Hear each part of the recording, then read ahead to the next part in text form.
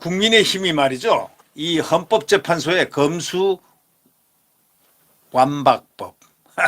검수완박법은요, 문재인을 살리기 위한 법이라고 이렇게 얘기를 합니다. 문재인을 위한 검수완박법. 어쩌다 그렇게 됐는지 모르겠습니다. 검수완박법 효력정지 가처분 신청했습니다. 효력을 정지해달라. 네. 위장탈당이라든가 한 그 민영배, 세상에 어디 자유민주주의에서 자기가 주도를 한 사람이 말이죠. 싹 탈당했다가 또 숫자 야당 몫으로 또 무소속이 돼가지고 야당목 그 의원이 수가 돼가지고 그걸 통과시키기 위해서 숫자를 변동시킵니까?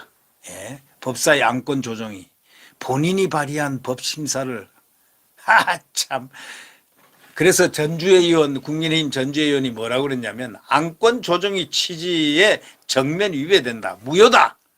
변호사 자문 받았다. 무효라는 변호사 자문을 받았다는 겁니다. 자, 그렇다면은 이제 법 투쟁하면요. 백전백패가 아니고 국민의힘이 백전백승합니다. 예. 이제는 어떤 일이 있더라도 민주당을 깨부셔야 합니다. 국민의힘 입장에서는. 민주당을 깨부시지 않으면 근본적으로 법적으로 깨부셔야 됩니다. 법적으로. 왜? 지금 벌써 이 가처분 신청을 했는데 법률적으로 깨부셔야 된다. 그런데 헌법재판소가 전부 코드다 이 말이에요. 문재인이가 다 임명한 사람들이에요. 문재인이 임명했다면 어떤 사람들이겠습니까?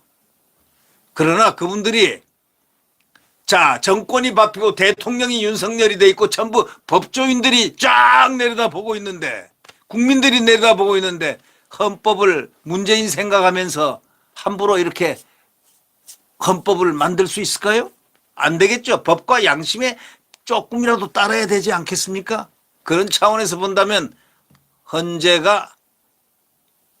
재판관들 그분들도 법조인입니다. 법조인이니까 법조인은 법조인의 양식이 있는 겁니다.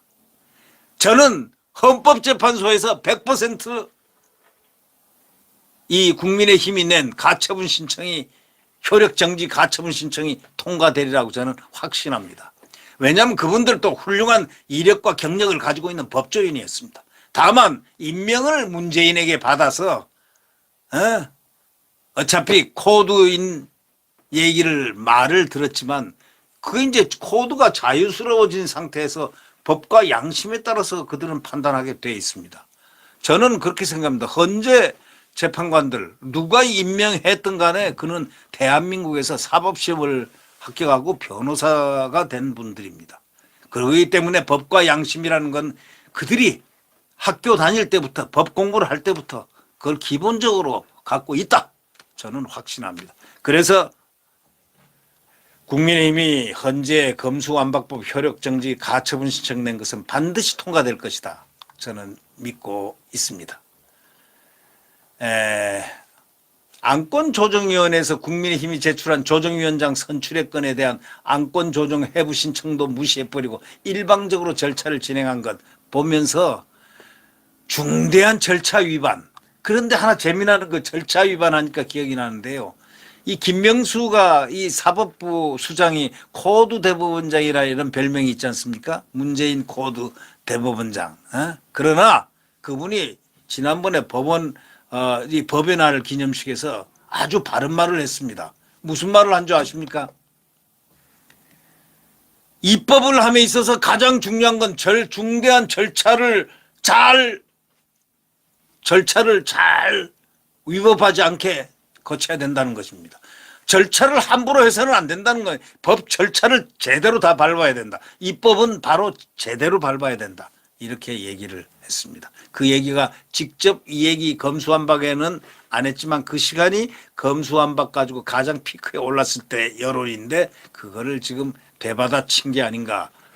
바로 그겁니다. 아무리 코드 법원이고 아무리 코드고 하지만 법과 양심을 선서하고 변호사가 되고 사법시험 공부를 하고 그리고 그들은 많은 경륜을 가졌기 때문에 그들이 문재인 대통령이 눈에서 사라졌는데 사라지고 보니까 그들이 보기에 좀 해도 너무했다 하는 그런 느낌을 받는다면 그들은 양식대로 판단할 수밖에 없는 거죠. 법과 양심에 따라서. 네. 그래서 저는 사법부를 믿고 있고 헌재를 믿고 있습니다. 저는. 그들이 남들이 아무리 코어두고 뭐고 하더라도 그들이 상황이 달라진 것 지금 자유롭게 생각하고 사유할 수 있는 그러한 상황에서 판단을 하는 그 법조인들의 판단은 다 똑같은 거 아니겠습니까? 법과 양심에 따라서 판단하는 것이니까 말이죠. 네. 그래서 저는 믿고 있습니다. 이 국민의힘이 낸 바로 이 가처분 신청이 딱 받아들여지면은 이제는 심각한 그들의 동요, 도망가기에 바쁠 겁니다. 어디로 도망갈까요?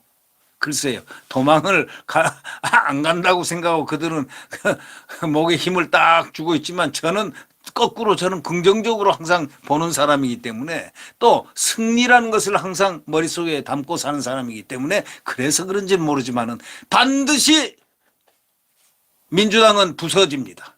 검수완박 부서집니다. 네. 확신합니다. 네, 구독 버튼과 엄지를 눌러주시면 감사하겠습니다. 이 김순덕 칼럼 동아일보에 나왔는데요. 이걸 오늘 한번 읽으면서 얘기를 좀 저도 아침에 한번 읽었는데 한번 여러분과 아주 칼럼 내용이 아주 좋습니다. 제목은요. 문재인을 위한 검수완박 역사에 기록될 것이다. 문을 위한 검수완박 역사에 기록될 것. 제가 음악 중에서 말이죠. 무엇을 위한 광시곡이라는 이런 제목이 있습니다. 여기다 문재인을 위한 광시곡, 검수완박, 광시곡, 검수완박 이름을 붙이면 아름다운 음악이 될까요? 지금 김순덕 이 대기자는 문재인을 위한 검수완박 역사에 기록될 것 이 제목으로 딱 썼습니다. 네. 그러니까 이분이 문제를 제기하는 게 왜 지금 갑자기 검수완박을 왜 막판에 가서 하는지 대담을 여러 번 했는데도 3번 물어도 답변을 안 했다 이거야 문재인이가. 또 사위 특혜, 선거 개입, 원전 폐쇄 등 이런 의혹이 잔뜩 있는데 왜 검수완박을 하지? 그러니까 결국 이분이 이렇게 질문하는 겁니다. 이 요지는 그거예요. 김순덕 대기자의 요지는 퇴임 이후에 책임지기가 그렇게도 두려운가? 무서운가? 바로 이러한 문제를 핵심으로 쭉 써나갔습니다. 근데 글이 아주 리얼합니다. 예를 갖다가 문장을 시작을 하는 게 처음에 이렇게 시작합니다. 닭이 울기 전에 베드로는 3번 예수를 부인했다. 닭이 울기 전에 베드로 알죠? 성경에 나오는 베드로는 3번 예수를 부인했다. 참 불경스러운 비유지만 문재인 대통령의 마지막 인터뷰는 지금 갑자기 왜 검수완박을 하는지 3번 답변을 거부한 인터뷰로 기억될 것 같다. 이렇게 탁 결론을 내려놨습니다. 이 손석희하고 지난 25일 방송된 대담을 딱 끄집어냈습니다. 그 문재인 5년에서 검수완박 입법에 대해서 더불어민주당이 지금 갑자기 왜 이렇게 강력 드라이브를 하느냐 이렇게 물으니까 문 대통령의 이제 손석희가 물었다는 거죠. 그래도 답변을 안 했고 또 물어도 답변을 안 턴 문 대통령 아닙니까? 법무장관으로 지명된 한동훈 검사장이 검수완박을 필히 맞겠다고 했는데 답변하시지 않을 것 같다. 이런 말에 입을 탁 여니까 누가 열었습니까? 손석희 앵커가 열었죠. 손석희가 아주 날카로운 질문 잘하지 않습니까? 저도 이 손석희하고 시선집중에 나가서 몇 번 이렇게 제가 인터뷰를 당해봤는데요. 상당히 물어보는 게 탁탁탁 치는 게 아주 습관적으로 그 사람은 아주 훈련이 잘 된 사람이에요. 그래서 딱 질문하니까 갑자기 한동훈을 턱 끄집어냈죠. 한동훈 같은, 그러니까 이렇게, 그러니까 한동훈 같은 보수 세력이 정의를 독점해서 문 대통령을 처벌하지 못하게 하려고 민주당은 검수완박을 밀어붙였음을 대통령의 입을 통해서 확인한 셈이라는 겁니다. 지금 이렇게 얘기합니다.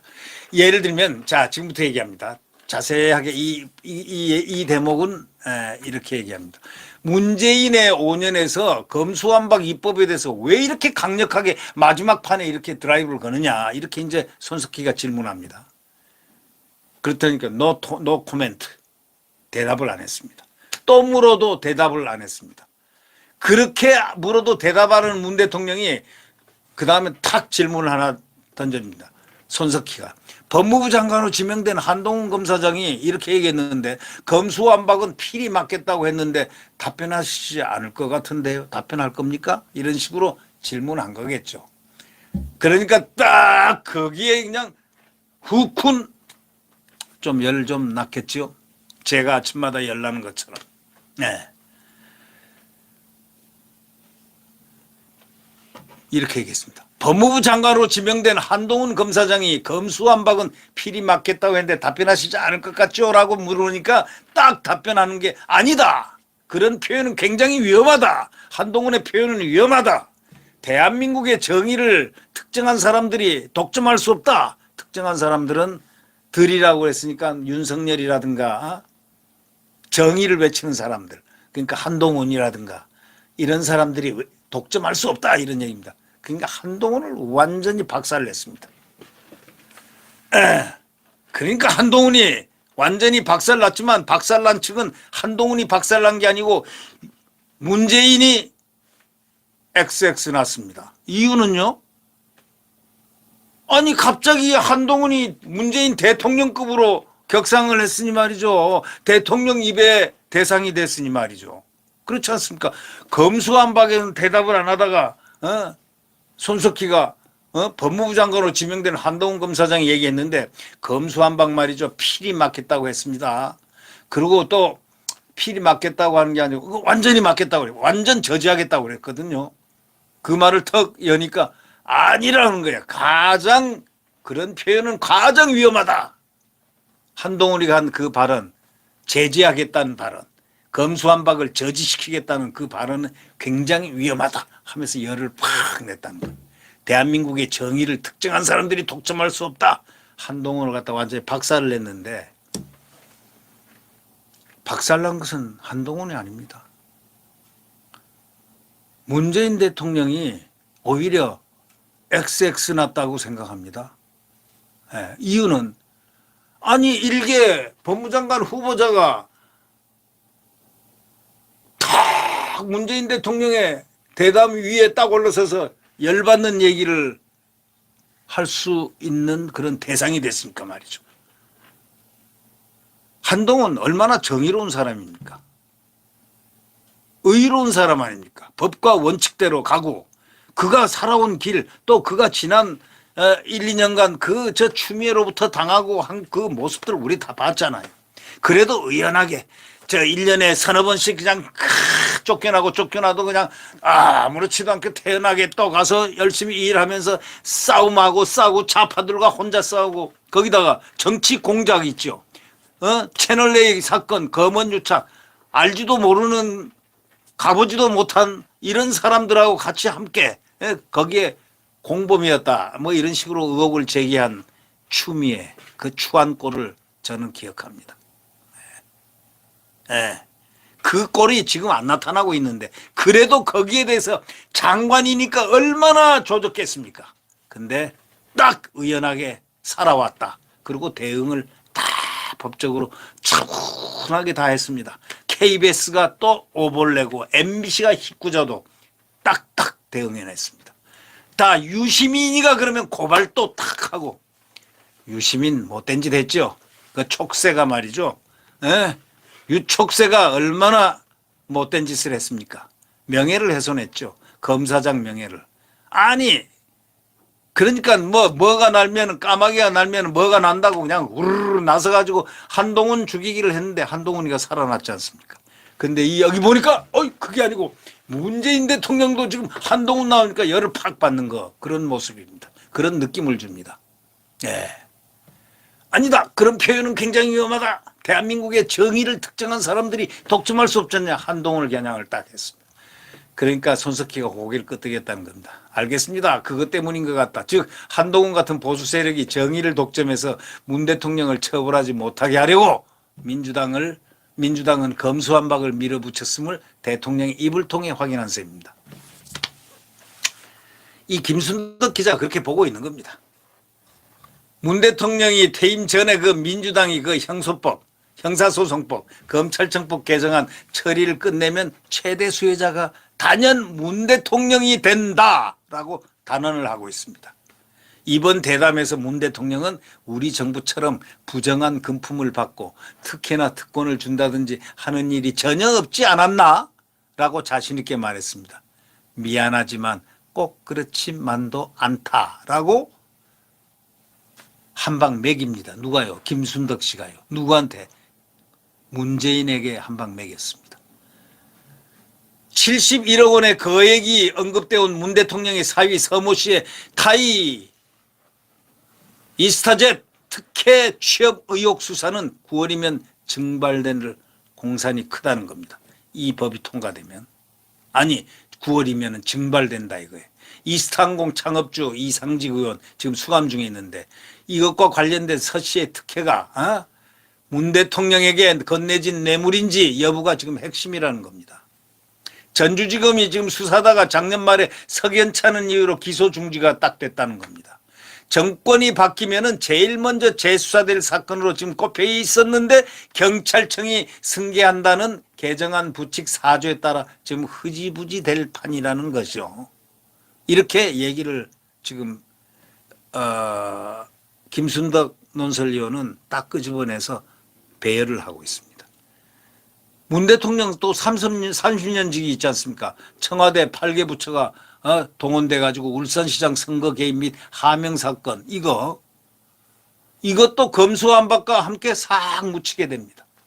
핵심 피의원 중에 한 사람인 송철호 지금 현재 울산시장 지지부진 재판 덕에 4년 임기를 꽉 채우고도 6월 1일 지방선거에 또 민주당 후보로 공천까지 받았다는 거 아닙니까? 이게 얼마나 코믹한 현상입니까? 아니 재판을 받았으면 결론을 내야 되는데 재판 덕에 4년 임기를 꽉 채우고 아직도 계속 지방선거에서 민주당 후보로 공천까지 받았다는 겁니다. 심지어는 문 대통령은 인터뷰 때 말이죠. 이렇게 얘기했다는 겁니다. 선거 전에서 한 번도 링에 올라가 본 적이 없다. 선거 전에서 자기는 링에 한 번도 올라가 본 적이 없다며 지지와 활동을 하고 반론할 수 있고 선거에 도움이 됐을 수 있다고 위험한 인식을 드러냈습니다. 즉 공무원은 선거에 대한 부당한 영향력을 미치는 행위를 해서는 안 된다가 공직선거법 구조인데 그러니 울산 선거 개입 혐의로 대통령 참모진 등 무려 15명이 기소됐음에도 불구하고 행정부 수반으로서 손톱만큼의 책임의식도 못 느끼는 모양이라고 지금 이 김순덕 씨는 문재인 대통령을 향해서 아주 직격탄을 날리고 있는 겁니다. 월성 1호기 조기 폐쇄 사건도 검수완박이 되면 이제 규명이 불가능해집니다. 이게 누가 어떻게 해서 명령을 어떤 식으로 내렸나? X가 내렸나? 누가 Y가 내렸나? 월성 원전은 언제 연구 중단됩니까? 하고 문 대통령의 발언을 최재형 당시 감사원장이 혼신의 힘을 가지고 참고 자료에 써넣고 덕분에 문 대통령의 책임을 물을 수 있었던 것도 우리 잘 기억하고 있지 않습니까? 공교롭게도 이제 이걸 내다본 듯한 문 대통령 이번 대담에서는요. 청와대가 재판을 받고 있는 사건도 직권남용 정도다 하고 가볍게 얘기했습니다. 아주 가볍게 얘기했습니다. 직권남용 정도밖에 안 된다는 겁니다. 직권남용 역시 검수완박과 함께 경찰로 다 넘어가거든요. 지난 5년간 마음대로 했던 문 대통령은 퇴임 후에 언제까지나 발 뻗고 주무셔도 되는 것이다. 자, 발 뻗고 김순덕 논설위원이 이렇게 얘기합니다. 발 뻗고 이제 충분히 주무신다 이거죠. 검수완박이 통과됐으니 통과되면 우리 인의는 마음대로 했던 우리 인의가 무엇이겠습니까? 인의. 문재인의의 애칭이랍니다. 그게. 인의. 우리 인의 마음대로 했던 문 대통령은 퇴임 후 언제까지나 이제 발 뻗고 주무셔도 되는 것이다. 이렇게 말을 했습니다. 저는 이 대목에서 이걸 읽으면서 화가 불뚝 났습니다. 아니, 발 뻗고 자다니? 국민들이 발 뻗으면 발 뻗고 자면 안 된다고 혹시 생각하는 사람도 꽤나 많을 텐데. 아니, 어떻게 우리 인이 마음대로 했던 문 대통령은 퇴임 후 언제까지나 발 뻗고 주무셔도 되는 것이다. 왜 썼을까요? 네.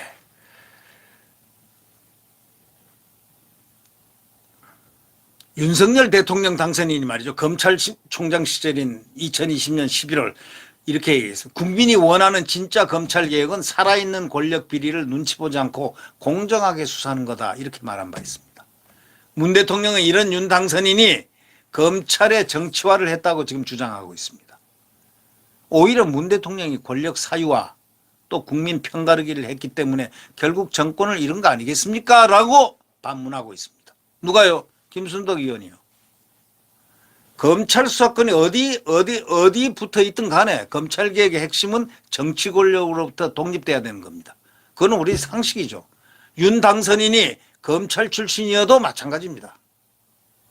결국 윤석열 정부의 검찰 역시 살아있는 권력의 비리도 눈치 보지 않고 수사할 수 있어야 한다. 이렇게 우리는 생각하고 있지 않습니까? 그러라고 우리 국민이 윤석열 대통령 뽑아준 거 아니겠습니까?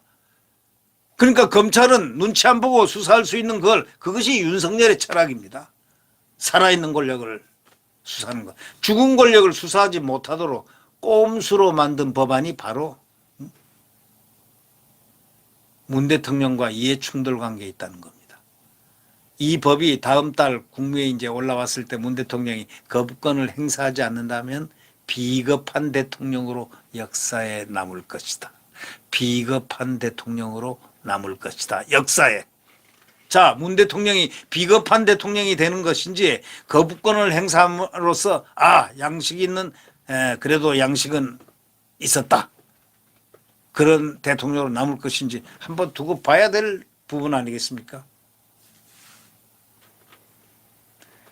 김부겸 국무총리에게 의결을 떠넘긴다 해도 마찬가지라는 거죠. 역사는 국민은 문정권의 검수완박을 잊지 않을 것이다. 다시 말하자면 김부겸이가 떠맞고서 자기가 싹 빠지고 이렇게 자주 곤란할 때 빠지고 뭐 할 수도 있는 모양이죠. 그러니까 김부겸 총리한테 국무회의를 맡기고 의결을 떠넘긴다 해도 그것은 문재인이 한 거하고 똑같다 이런 얘기죠. 국무회의 결과가. 내가 안 하고 김부겸이 했다가 안 된다는 거죠. 그걸 미리 딱 얘기를 하는 게 김순덕 씨가 똑똑합니다. 예, 김순덕 대기자 그 글이었습니다. 그걸 보면서 여러분과 한번 이걸 얘기했습니다. 그러니까 결국 역사는 말이죠. 국민은 문정권의 검수완박을 절대 잊지 못할 것이고 잊지 않을 것입니다. 저는 잊지 않을 것입니다. 문재인 하면 검수완박 머릿속에 탁 들어오는 소위 연상어가 될 것입니다. 앞으로 역사책은 그렇게 지금은 역사책을 전부 왜곡되고 전부 다 이렇게 만들어놨지만 지금 제일 해야 될 게 뭔지 아십니까? 우리 자라나는 학생들에게, 우리 자라나는 후배들에게, 후진들에게, 후학들에게, 자손들에게 무엇을 남겨? 역사는 사실대로 기술에 넘겨야 된다 이거예요. 광주 사태는 어떻게 일어난 것인가? 그것도 사실대로 다시 기술해야 되고, 제주 4.3 사건은 어떻게 해서 일어나고 어떻게 이렇게 된가? 어떻게 이렇게 역사가 왜곡되어 있었는가? 아니면은 잘 되었는가? 이거를 확실하게 역사를 기록해야 될 것입니다. 이게 윤석열 정부가 해야 될 것이라고 저는 생각합니다. 바른 역사를, 바른 사실에 근거한 역사를 꼭 후진들에게, 후손들에게 남겨야 된다. 이것이 지금 윤석열 정부의 역사적 사명이라고 볼 수 있죠. 그러면 문재인은 어떻게 남을 것인가? 검수완박을 잊지를 않을 것이다. 근데 그건 이제 어떻게 할지 두고 봐야 되겠죠. 국무회의에서. 네. 여러분, 구독 버튼과 엄지를 눌러주시면 감사하겠습니다. 안녕히 계십시오.